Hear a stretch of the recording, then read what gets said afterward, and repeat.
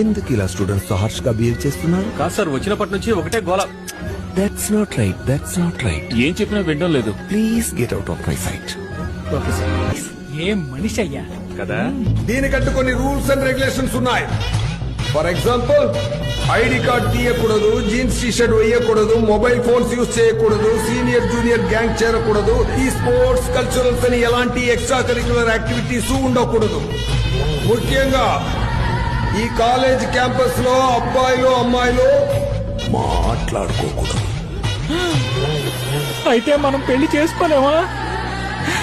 కాలేజీకి వచ్చామా, rules follow అయ్యామా, exams రాసామా, degree తీసుకున్నామా అని పోతూ ఉండాలి.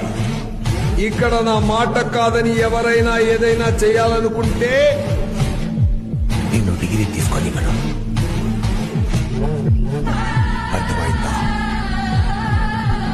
అర్థమైందా?